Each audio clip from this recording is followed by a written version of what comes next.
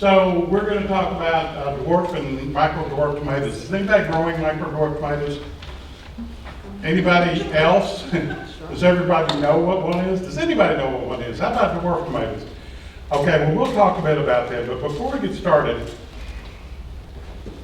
we're having technology difficulty, so count on mistakes. Let's see what happens. Okay, so this is in my office at home on some shelves under lights.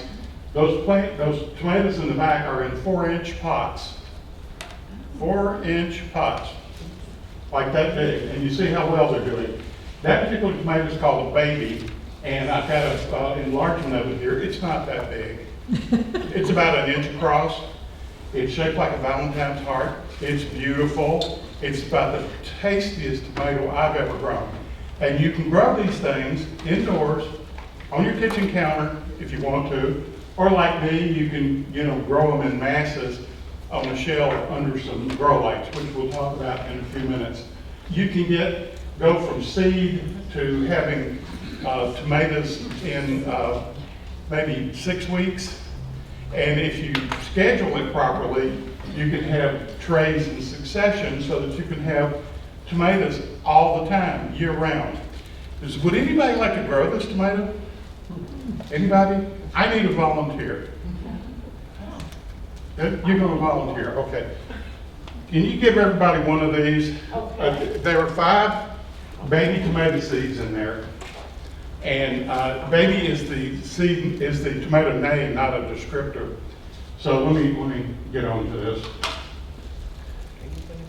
Okay, I'm going to talk about a few varieties. I'm growing I grew last year 12 different varieties. But here's a variety, it's the red robin, I'm calling it the outer space tomato. By the way, I do want to mention something. The first time I saw a picture of one of these, I just assumed it was photoshopped. Because you do not get that many tomatoes with that few leaves when you grow tomatoes, except you do with these little guys.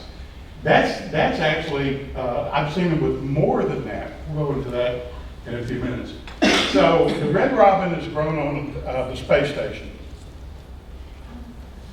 And this entire talk will be available. I'll provide a link on how to get to it, because I've done this eye chart, and Marcia's going to hate it, text at the side, but that's so that I didn't have to have my notes, and then if you wanted to look back at it, you would wonder why I was saying what I was saying. But this guy right here is Frank Rubio, and he was harvesting these tomatoes, and 2 of them went missing. And they assumed he ate them. He said he didn't eat them. Everybody thought he was a liar for 8 months. But then 8 months later, they showed up behind a piece of equipment, because that's what, zero gravity does for you. They just floated off, and he didn't see them floating off. Okay, this is the orange hat. Anybody familiar with Heirloom Seeds? Heirloom Seeds Company? Okay, they're very good at marketing, and they sell a lot of heirloom seeds. And like this photograph, it's kind of like tomato corn, and they're beautiful, right? And this is not an exaggeration. That's exactly what they look like. And they're very colorful. They go great in salads. They are not my favorite flavor, though. They're kind of okay, pretty in a salad, but not necessarily the best in the world.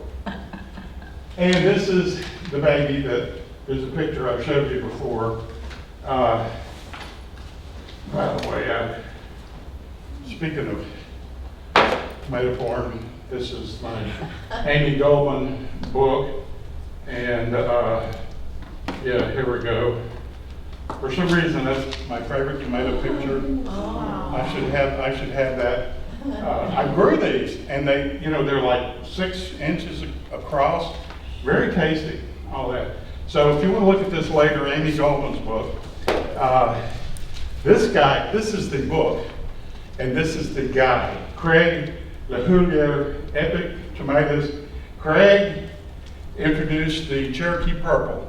He was working with the seed savers, and somebody from Sevier County sent him some seeds and said, the Cherokees used to grow these here. Well, he grew them out, and by the time he grew them out and found out how fabulous they were, he lost the note. He doesn't know who gave it to him, but he does know the story behind it. So anyway, get this book if you're very interested in tomatoes.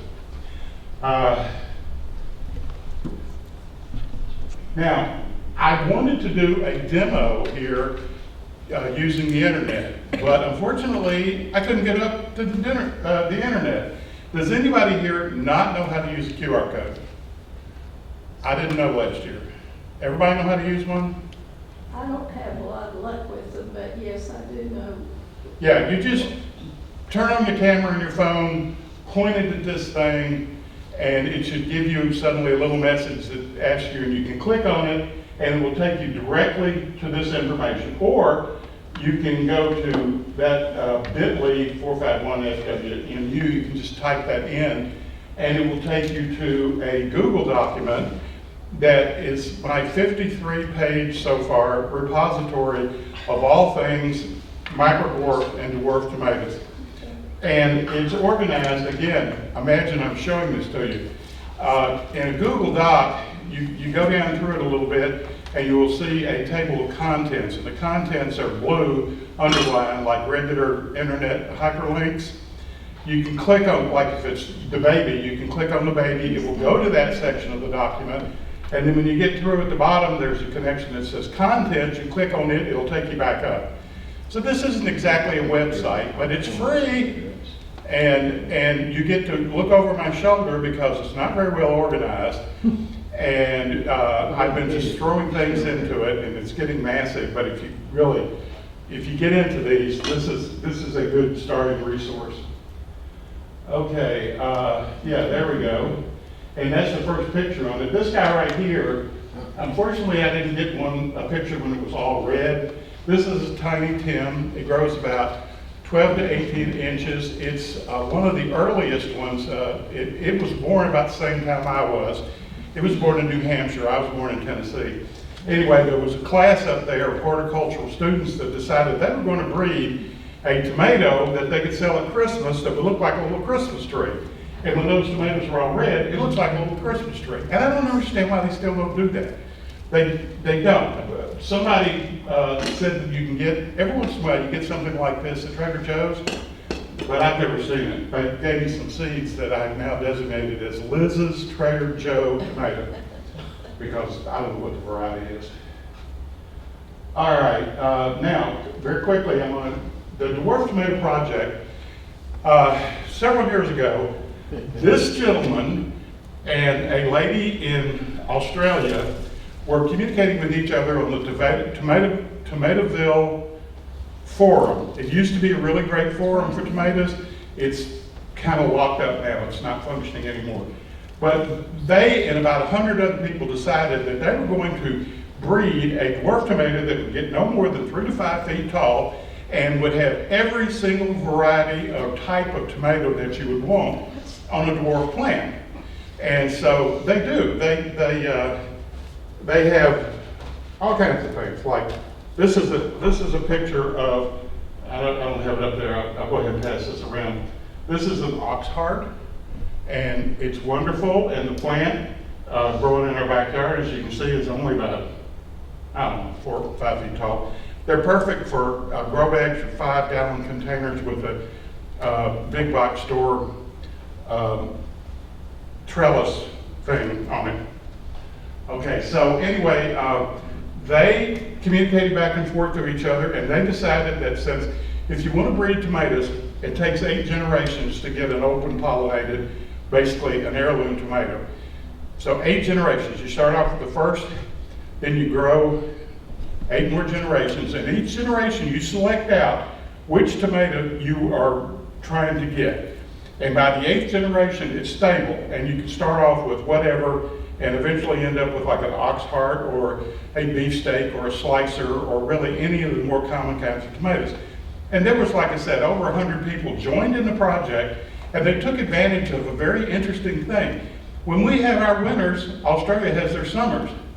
So they would send seeds back and forth, and that way they could get 2 to 4 generations per year out of it until they got like 100 varieties, And the Australian government found out. And guess what they did? Shut it down. Because reasons. Who knows? Anyway, I really like this.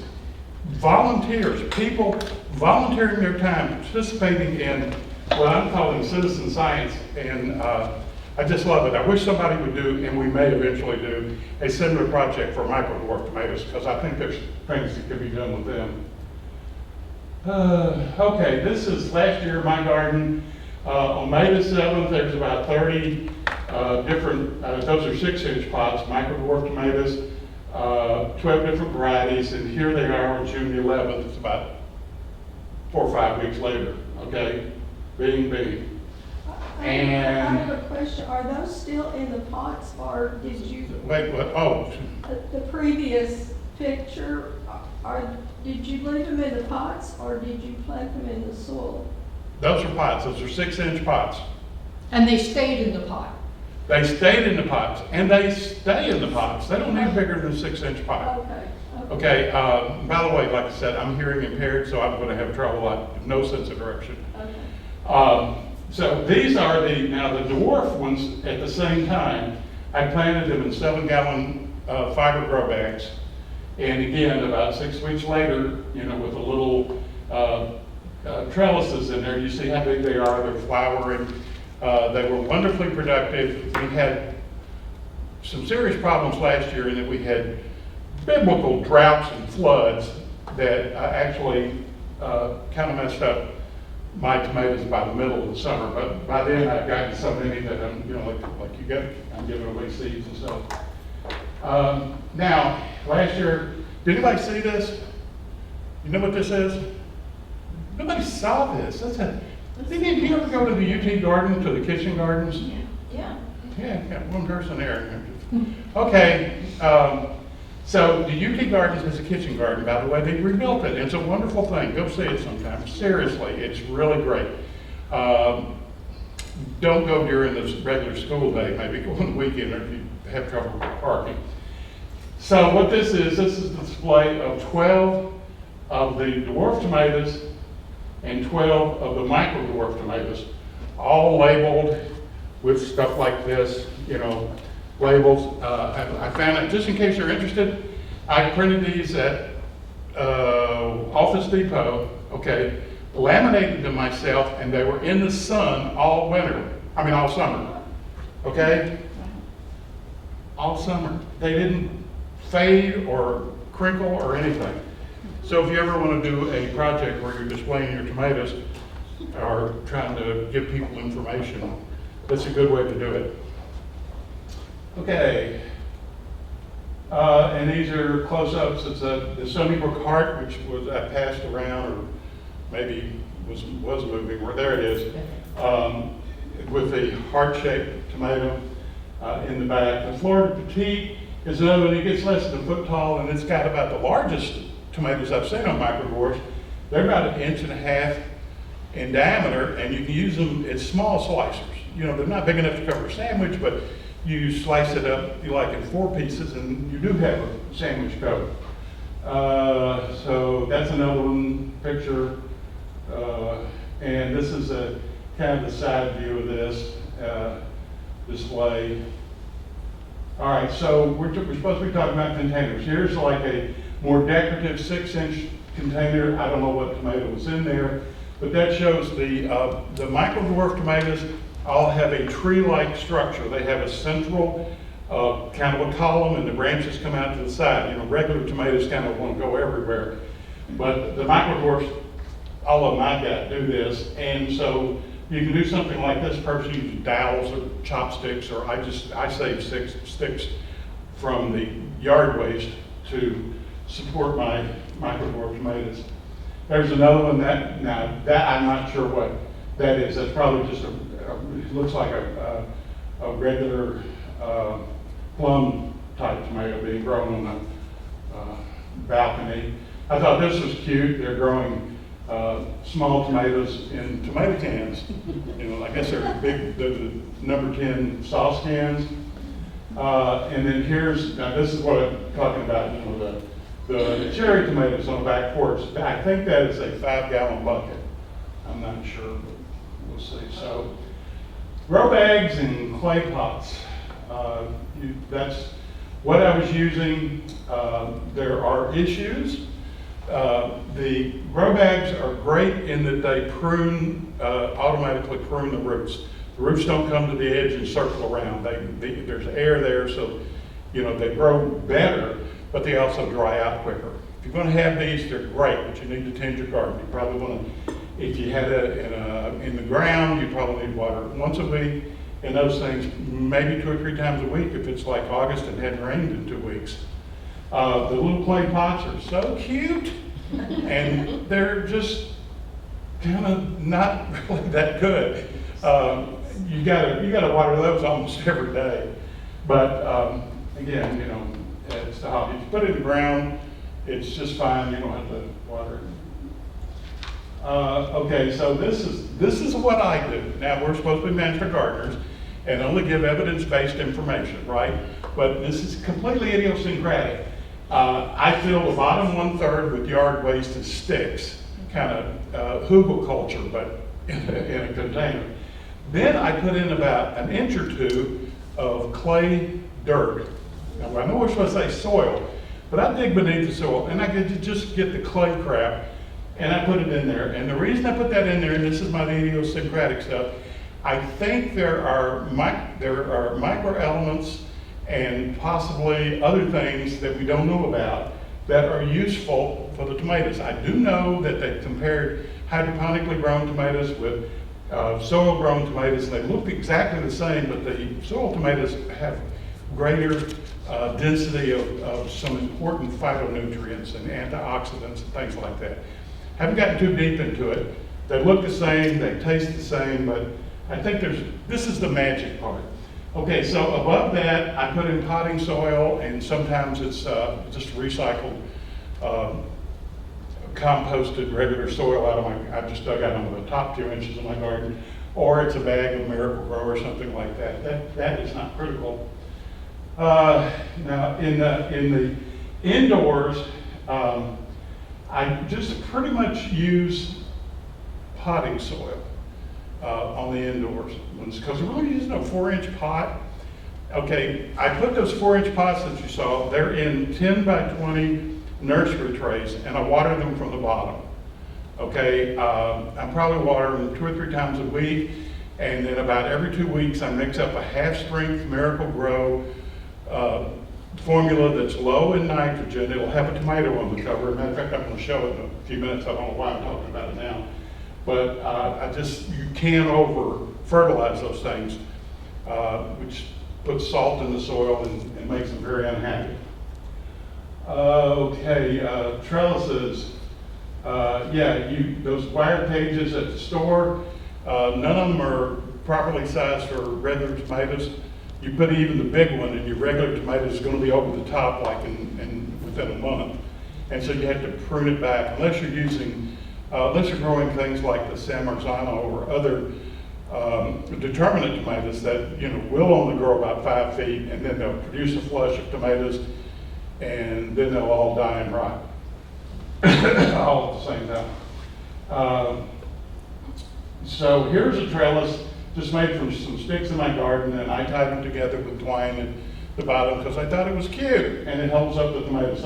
Those tomatoes will fall over if they're not supported. Okay, cultivation, pruning. Yeah, I didn't know this. Tomatoes only need 3 leaves for a fruiting truss. The regular tomatoes you grow just completely covered with leaves, and there's not all that many tomatoes in there. And then one day I saw Barbara Bunting's growing her tomatoes, and it's like, where'd all the leaves go? And she said, we should cut them off because they don't need them. And so I did some trials and some reading, and it turns out you really only need 3 leaves. And one of those leaves needs to be above your fruiting truss to shade it so it won't get sun scald. But once you harvest tomatoes, a tomato truss, then you can cut out those other leaves, and you lower your chance for disease. Those old leaves and the lower leaves below fruiting tomatoes and flowering are just going to cause problems. Cut them all off. And that is for the dwarf also, although it's not as big of a deal. You want to be able to see through the tomato plant. So if you can see through it, the air can get through it. If you can't see through it, pull out some leaves so the air can get through it, because the humidity's your greatest enemy. Now the dwarf ones, you really don't need to do that. I've read about people that had a single dwarf tomato plant producing fruits for 3 years indoors. And they just keep sending out sprouts on the side, and then they prune themselves. The leaves just die, and the trusses die, and then they grow new ones. So they're wonderful little things, but for aesthetics, you might want to keep them trimmed. Okay, so when you're watering, like this, when you water, how do you check it? You know, just stick your finger in the soil and pull it out. If it comes out dry, it needs to be watered. If it comes out covered with mud, it doesn't need to be watered. You can usually stick it in there, you can feel it, you train yourself. You do that a couple of times, you'll be able to tell. You don't need to buy one of these meters for that, although if you got a meter, you can use that to calibrate your finger.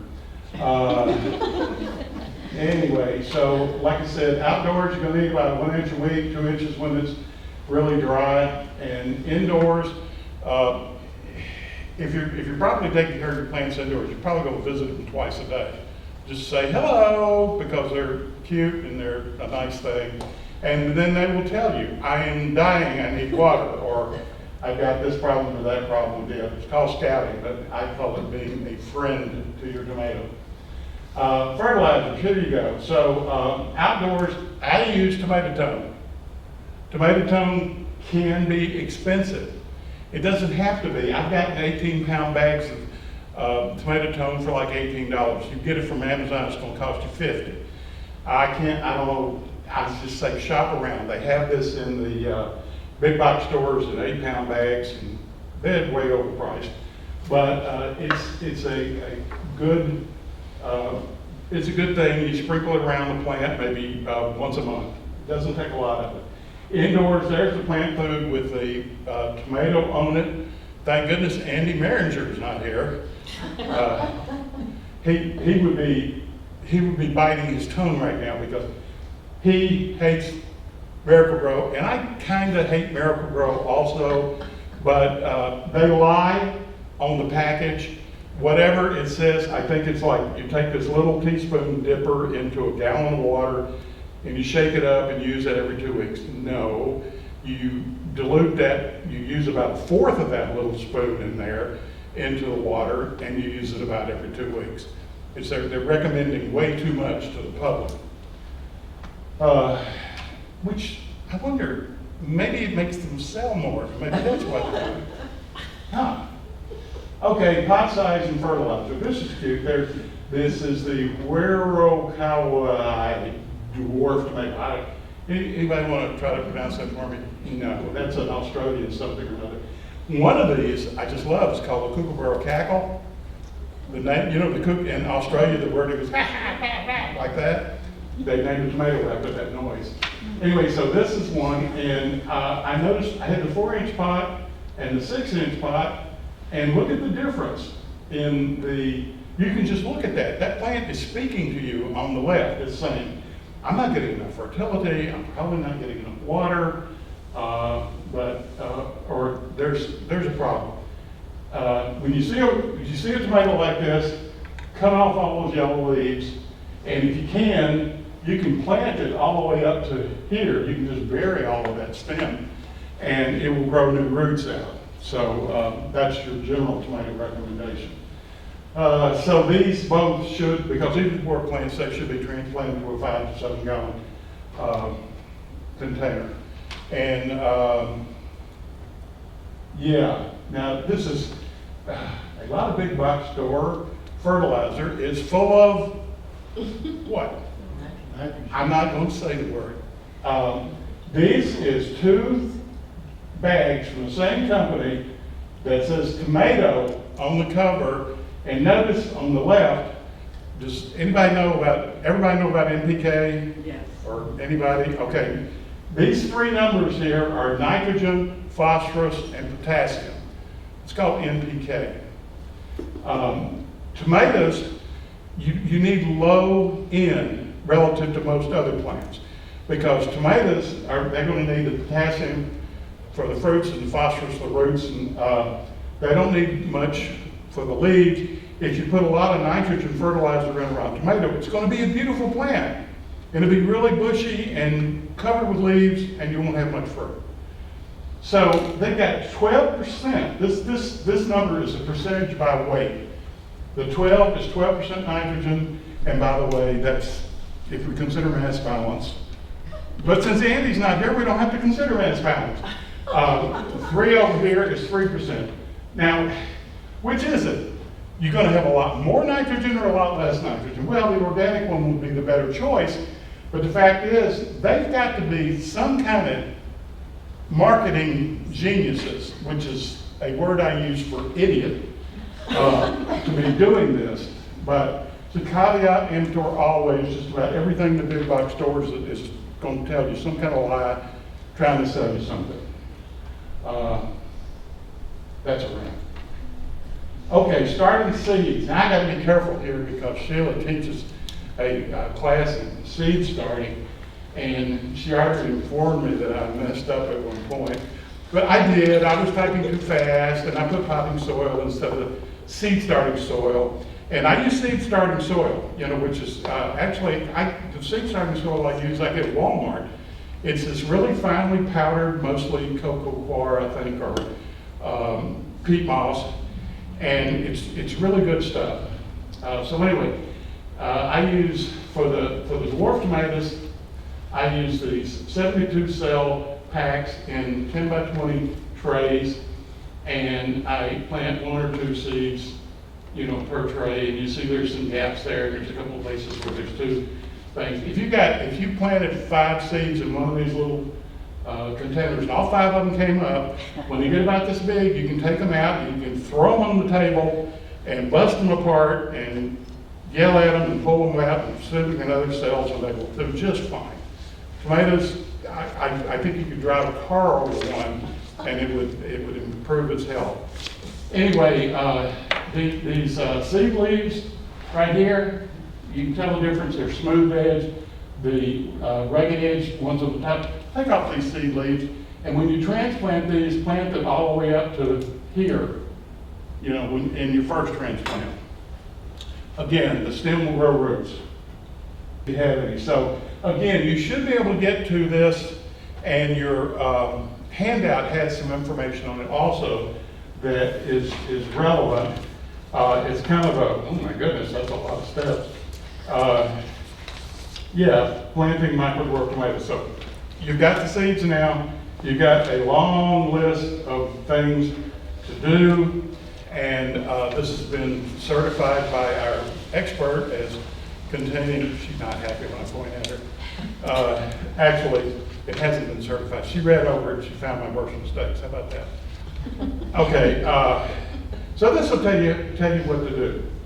And also, hopefully, you will be able to use this QR code and this to get to this information. The data dump document that I've got, I put near the top links to this file, so you can get it, you can go through it. All right, quickly, shall I read this? No, okay. I outpot my micro-dwarfs. If I start them I usually just go ahead and start them in a 4-inch pot. You can go ahead and throw all 5 seeds of those in a 4-inch pot, and if all 5 of them grow, you can break them out and put them in more 4-inch pots. If only one of them starts, then you're not losing anything. With the dwarf tomatoes or regular tomatoes, I grow them like I said in 72 cell, because I'm doing a lot of transplanting for the dwarf ones. I've often taken from this into a 4-inch or a 6-inch pot, let them get up a little bit. I look for the first flowering truss, which you can learn to recognize. Unfortunately, I don't have a picture. It just looks like a weird branch coming out, and you may be seeing flowers. You can take off all the leaves below that, and then when you plant it, you can plant it sideways. like if the bare stem is this long up to the leaves are up here, you can plant it, kind of bend it, be careful, don't break it, bend it up a little bit, and you just bury that whole stem, and that whole stem will make roots, and the plant will grow quicker and be more healthy that way. Plant the seeds an eighth of an inch deep. I recommend bottom watering, especially for seed starting, and the reason is with most seed starting, even if you're using the seed starting soil, which is supposed to be sterile, you still might have damping off. And damping off is where it looks like the base of the seedling just starts to rot. It's gone, the soil is gone. I have been known to bake soil in the oven at 200 degrees for, the afternoon. And of course, when my wife asked me, what are we having for dinner? It's like, we're having dirt, as usual. So anyway, that gets rid of the damping off. We'll talk about a few more diseases here in a few minutes. I put plastic, right after I plant the seeds, put them an eighth of an inch deep with bottom watering. The bottom water should come up so that the top with your finger meter is damp. Plant them an eighth of an inch deep and then cover them with cellophane, whatever they call it nowadays. And as soon as you see one coming up, take that cellophane off. Okay, you don't really want to grow them under that. Although, if you lift it off of them, you can. It's just they'll make it wet and it'll rot if it's wet. Plastic wrap, yeah. 65, so, just whatever your house temperature is should be fine. These are indoors under lights. We'll talk about that in a few minutes. You can get this done in a sunny south-facing window with no problem. They will start to get elongated though, and that's when they need to go outside or they need to have a brighter light. So do I have enough light? No, you probably don't. I don't know. Outdoors, the tomatoes going to need at least 6 hours a day sunlight exposure is just enough. Keep the plant alive. You're going to grow some tomatoes. You're probably not going to be growing many tomatoes. If you got 12 hours, the plant's going to be healthier and it's going to get more growth out of it. But 6 hours is enough. Indoors, south-facing window for getting them started, but you will need some sort of grow light. Now, my original grow lights were fluorescent lights. It was back before you could get anything else. And I'm still using some fluorescent lights. But now I recommend the LED lights. And does anybody have one of these things? Not just the Aero Garden, but does anybody have any kind of an indoor gardening system? Nobody? You do? A mat that you put your things on to start seeds? Yeah, a warming, heating mat? It holds about 80-something degrees. Okay, but you don't have anything that's got lights? Did not have a light. Yeah, I'm going to find some. They're all over Facebook, and it could just be my Facebook page because of what I'm interested in. But I think a lot of people have got these, but I don't know anybody's got one. I'm going to buy one just to try it. Anyway, this is kind of using the Gillette marketing model.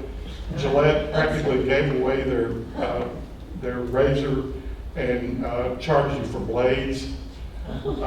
This is the same way. These are very cheap, but then you buy these materials, the little planting pots and the hydroponic solution that's used in it, which seem a little pricey to me, and I guess that's where they really would make their money. Anyway, this is a great thing. If you want to if you want to try what I'm talking about, and if you want to raise your baby tomatoes or something else, lettuce grows really well indoors. I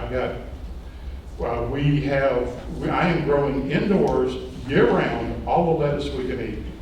My wife and I have a salad almost every day, and it takes 2 shelves of my lights to do that, but that's not what this is about. I'll show you, there'll be some of that in some of the pictures.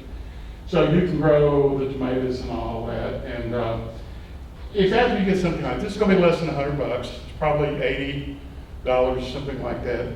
So get it, fool with it. If you really like it, then don't lose this thing, because you can go to my site and you can find out what you want to know about moving up in the world. All right, so these are lights to show you. This is what I use. I got these at Amazon. They're all 6 lights. They'll be somewhere between $80 and $100, depending on the day you catch them. And I use 3 lights per 4-foot shelf. They're 4 foot long, and I've got 4 nursery trays, the 10-20 nursery trays, on a 48-inch shelf, and I got these the long way over the top, and it's doing a great job growing the lettuce and the tomatoes. I even grew cucumbers, which I say plural, even though I only grew 1 cucumber. Right now, I'm learning how to grow cucumbers, because that was like, I was getting ready to throw them away, and then I saw this cucumber in the back, and I go like, oh, sweet. I'm going to figure out how to grow cucumbers, because, you know, my idea is to build a salad machine and grow all of our salads indoor year-round.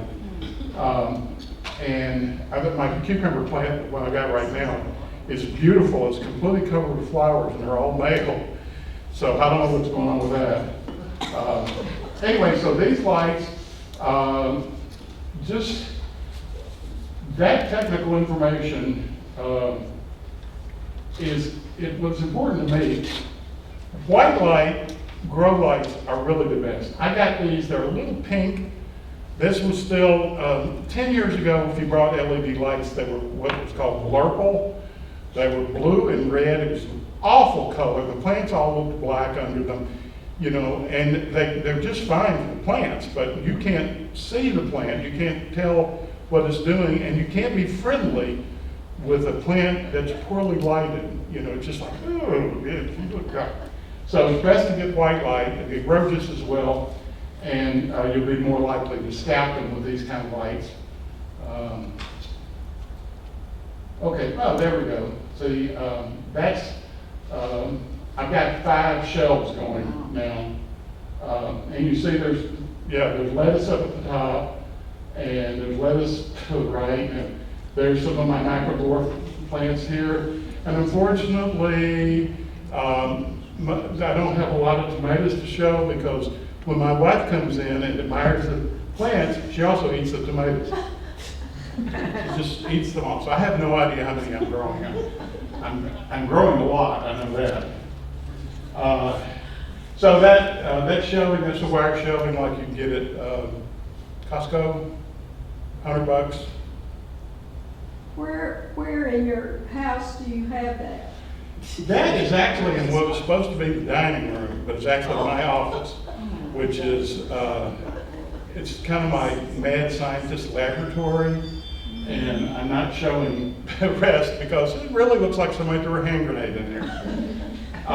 But this I kept kind of pretty, and those stained glass things are there just because they're pretty, and I made them, and you know, so, right. Disease and disorders. We go through this pretty quick, and the reason we go through it pretty quick is the cure is the same for all of them, but I'll get through them. Fungal gnats. You got tomatoes growing in your house, and suddenly you think you got fruit flies. You probably got fungal gnats. Fungal gnats will be, you know, they're a little smaller than fruit flies, and they like to get in your eyes and fly up your nose and stuff like that. But for them in particular, there's a yellow sticky tape that's pretty good for getting rid of them. They're kind of a nuisance, but they don't really harm your plant though. Okay.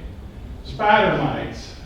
Spider mites look like there's a web covering it. You really can't see it very well, but it looks kind of more out of focus. Than you see, I guess you can see kind of webbiness in here, and there's some webbiness there. These actually do hurt the plant. They're not terrible, but your plant will stop growing. You won't be growing any tomatoes for a while until you get rid of that, which we'll find out about in a minute.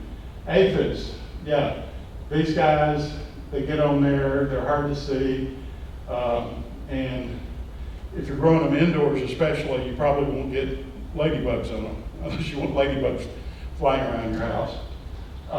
So they suck the sap out of the plant, they weaken it, and thrips, I don't have a picture of a thrip, but they tend to get on the tomatoes. They're small, narrow, maybe a quarter of an inch long, bug, and they make little spots, and the thing about thrips is they tend to carry disease from one plant to another, and that's the worst thing about them. White flies, these things are really tiny, you know, they're like a millimeter or two, and when you shake the plant, you know, you get a little cloud of white flies going around, then they'll go back to the plant. They excrete honeydew, which feeds funguses. You get black sooty fungus on there, so they're really not good for them. Now, they all have the same cure, and again, when you're talking to your plants twice a day, you can ask them if they're having problems, and they'll tell you. For each of those, fortunately, if you're indoors, you can take the plant to the sink and just rinse it off to start with. Wash it off really good. And then you can use a light coating of insecticidal soap and or neem, maybe a light coating of both of them at the same time, and the problem should go away. You probably don't want to overdo that, but just keep going in and talking to it every day. But outdoors, it's the same thing, except you use a shower on your nozzle, you know, hold the plant, wash it off really good, and then the light spray of those two things. And that takes care of most of the tomato problems you're going to have with either the dwarf or the micro-dwarf. Too much rain, yeah. This was after we had the biblical floods.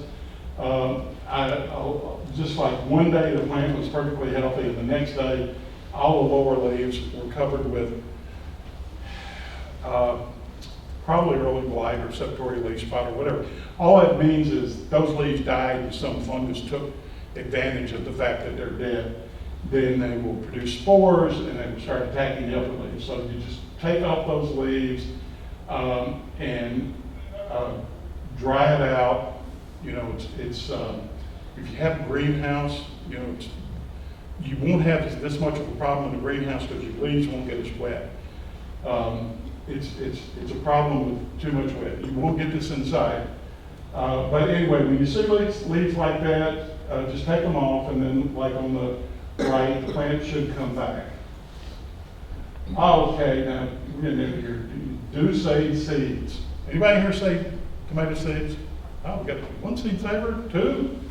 Okay, good.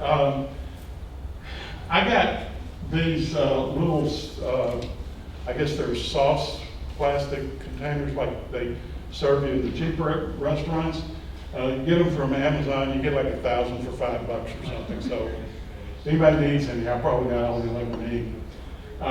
You take the gel out of the tomato and you put it in one of these cups, and then you like add water to about 3 times what it was. It'd be nice if you use rainwater, but tap water will work. It just slows the process down a little bit.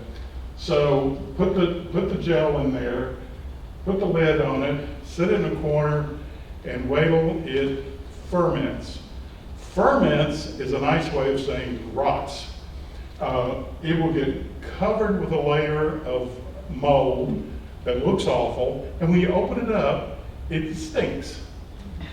But it's killing all of the disease organisms that you would be taking along with the seed. So this is the way it's normally done. And when you buy tomato seeds, they've gone through this process, and that's why you don't have to worry about getting the diseases with them. So when they get bad enough, I take them to the sink, dump them in a strainer, and wash them off. Dump them on a plate, usually a paper plate, and I use a toothpick to separate everything, because if they dry together, they stay together forever. I mean, it's hard to break them apart. It's easy to separate them with a toothpick though when you get them started. So you let them get good and dry, and then you put them in a paper envelope. They make little envelopes about yay tall, about yay wide, that are perfect for that. I've got a bunch of save seeds in that. And I keep them in like a Tupperware type container with a silicone dehydration pad at the bottom, sealed in the low side of my refrigerator so they stay around 40 degrees. That should help them last. Tomato seeds, yes? I'm going to wait till you finish your sentence.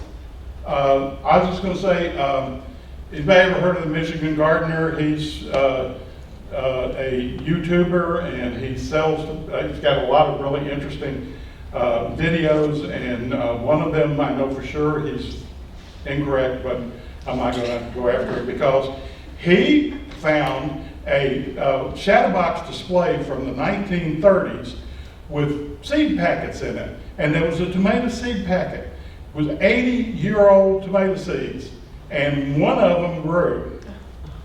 80-year-old tomato seed. So tomatoes you don't have to worry about, like carrots or some of the other ones. No. We just had two quick questions. Do you ever use Epsom salts, and do you ever pick off the early flowers while they're getting established? Okay, some people do that. Some people pick off the early flowers. I wouldn't be surprised if Barbara doesn't. I'm not sure. I don't tend to do that. I ask myself, most of my gardening, the first question is, what does nature do? You know, does nature pick off the flowers? No. Does nature use Epsom salts? No. Now, Neil Denton, our super extension agent, puts Epsom salts into his tomato plant soil. And I shiver, and I don't argue with him. It won't hurt. If you're mixing your own soil, it definitely might help because they need magnesium for the photosynthesis and the sulfur. They need a little bit of sulfur. But generally, most everything I hear from the general public about Epsom salts is wrong.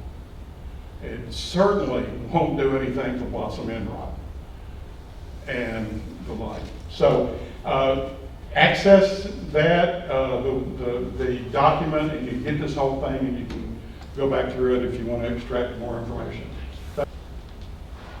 Okay, and I think that is it. That's the stained glass tomato I made. And I think I'm just gonna, there's nothing else after that. I don't know how to make it go back, so I'm just gonna leave it at that. Questions? Roseanne? For the micro tomatoes in the 4-inch pots, do you put clay in that soil? Oh, no, I don't. Okay.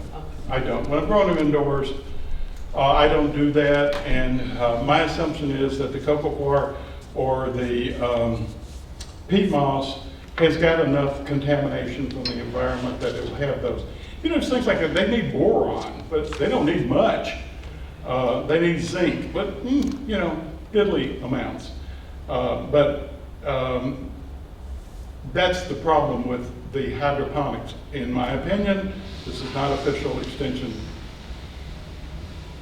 policy to say that. Question?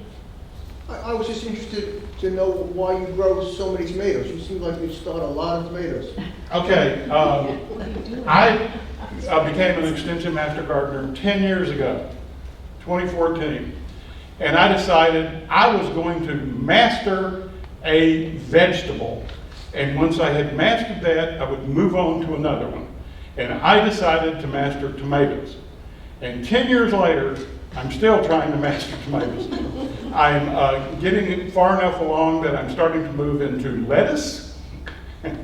I grow a lot of different things in my garden at home. I got a huge outdoor garden, but yeah, the next thing I am about to move into salads in general, salad ingredients. That's going to be my thing. I have a website called saladmachine.com that I haven't put it, don't look at it, there's nothing on it yet. I bought the name because that's what they call the first, when they grew one in the International Space Station, the first box they used, they called it the salad machine. Then they started calling it all these crazy acronyms, and they got kind of stupid. So I just checked, and sure enough, salad machine was available. So I bought it, and I'm probably going to, in the next year or so, start putting the information up there to make it more accessible. But honestly, it's pretty much like what I said. I decided to master something, and I saw that the tomato was the most commonly grown home garden vegetable. And the reason is because especially in the past, it was impossible to get a decent tomato in the grocery store. And if you wanted a good tomato, you had to grow it yourself. And that's not true anymore. You can get great heirloom tomatoes if you want to pay $5 a pound for them. And that was a couple of years ago. I don't know what they are now. You go to Fresh Market and you can get these really great tasting tomatoes, but you're going to pay for it. And the other thing is, I don't garden to save money. I garden just because it gets me out of the house and gets me connected with the cycle of life. My wife and I both feel really good. We got a little sanctuary in our backyard. We go sit, what we used to call tea with the chickens. We got chickens and we got a table next to it, and we'll sit there and we'll have tea, and the chickens will come over and chat with us and gripe about their sorry lives and beg, you know. But they're easy. You just pick a little violet leaf and hand it to them. And as long as you're holding it, they'll eat it and be happy. Did I answer your question? Yeah. You forgot Too much the information. important part, that Marcia likes tomatoes.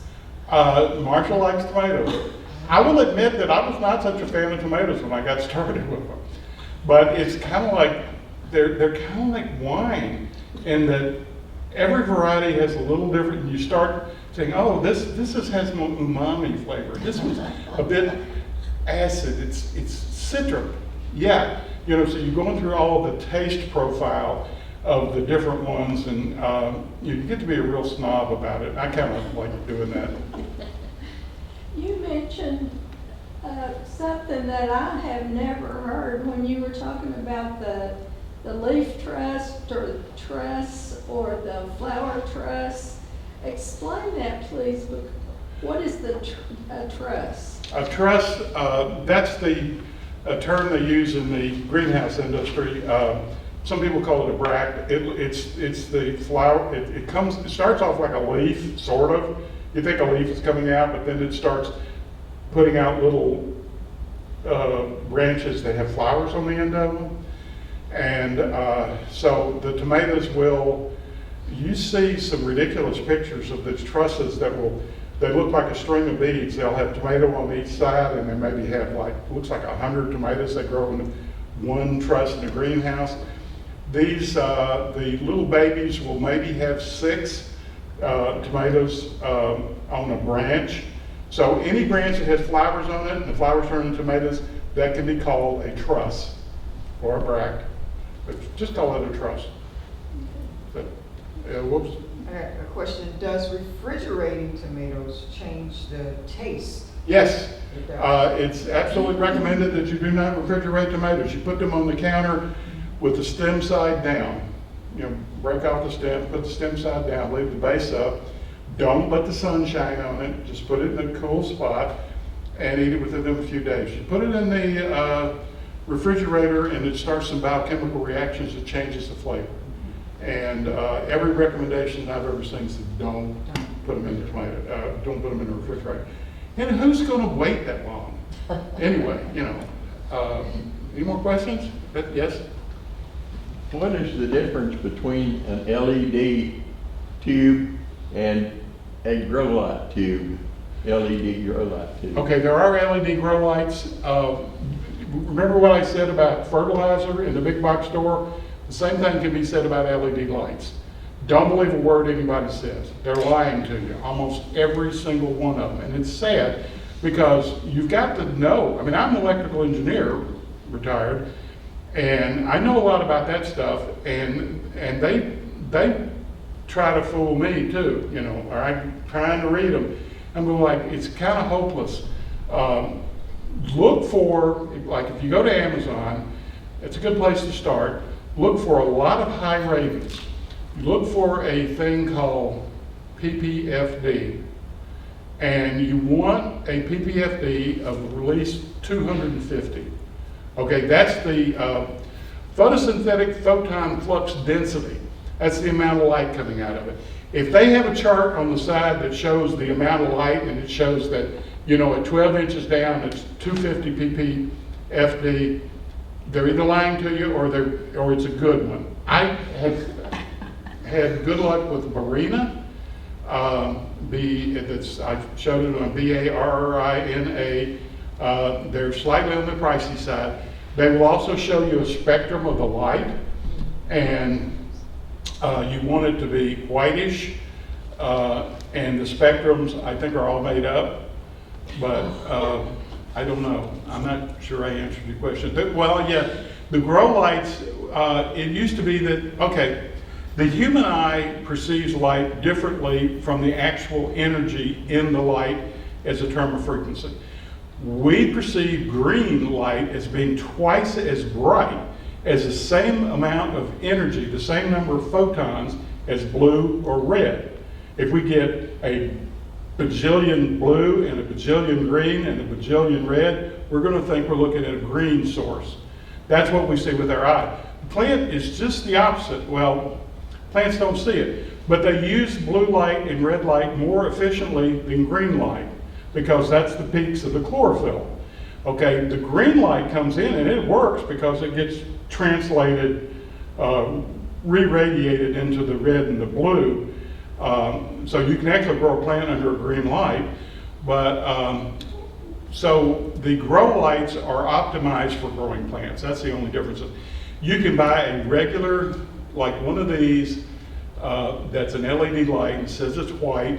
I would, I personally like the cool ones are more blue, and I can't say for sure right now that's better for plants. I do know that if you get one light that says it's a grow light and they sell it the same light as a garage light, you'll pay twice as much for the grow light. I mean, it's just marketing. If the camera wasn't running, I'd say something obscene here. Any more questions? Okay, well, Thank you. that's it.